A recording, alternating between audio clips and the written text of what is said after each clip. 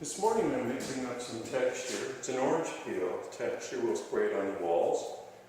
It's a pretty friendly texture compared to what's on the ceiling here. Regarding if you rub the wall with your elbow or your knuckles, this will be a lot smoother surface than what we find on the ceilings.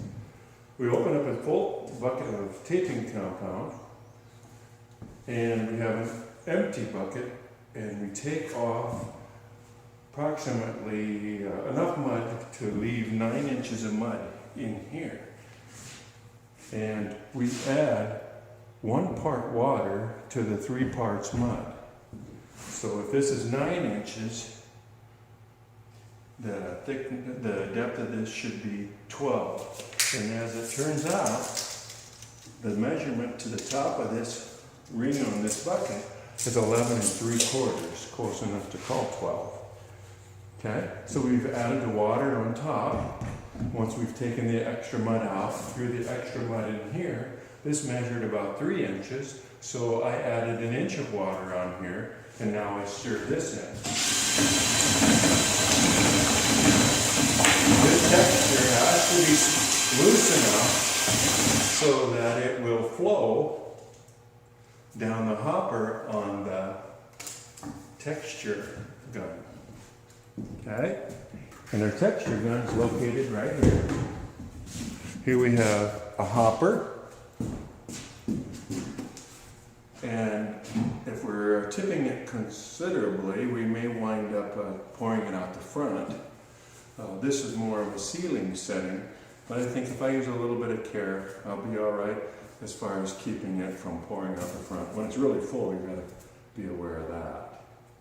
This is your air pressure all the way open and all the way closed. We don't necessarily want the air to blow through here needlessly when you're not blowing. It puts a heavier draw on the air compressor. Here we have 5 orifices we can choose from. We are on the second from the smallest. We also have trigger travel we can restrict with this wing nut here, releasing it and letting the trigger move back and forth. So we can do a test on a piece of cardboard over here and find out whether or not we like the spray pattern and the size of the driplets. Okay, so we'll pour a little bit of texture in here. Always pour over the same edge of the bucket. Alrighty. So we'll look through over here now.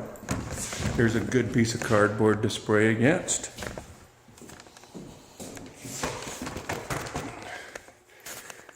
Alright.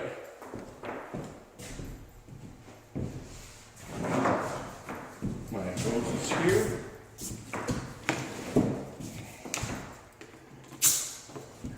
And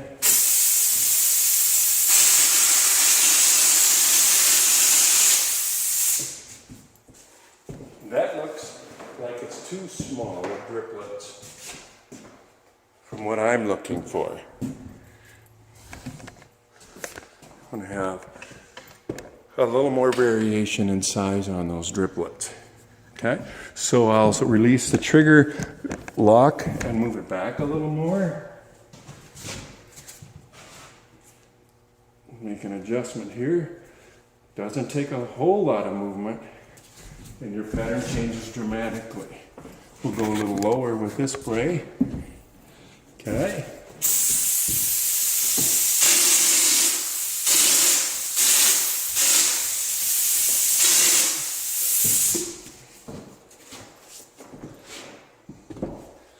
Alrighty. We'll take a look at how that turned out. Here was the first spray right up in here, and here is this spray. We have a little more variation in height. Okay. I think this is going to work for us. When this dries, it dries back tighter.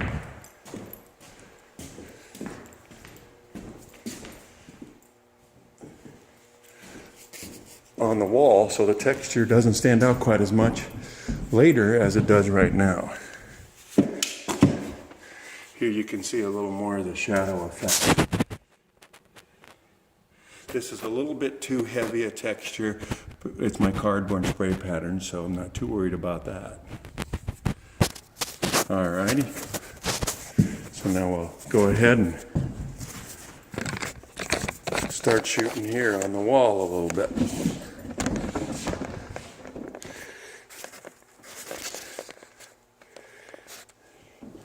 I bet you students know exactly where we are in this house with that gas line coming up through the floor there. Okay.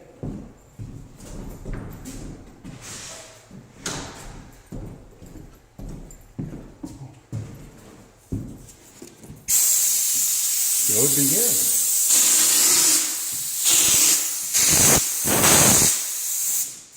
Again, this will dry tighter than what it looks like right now.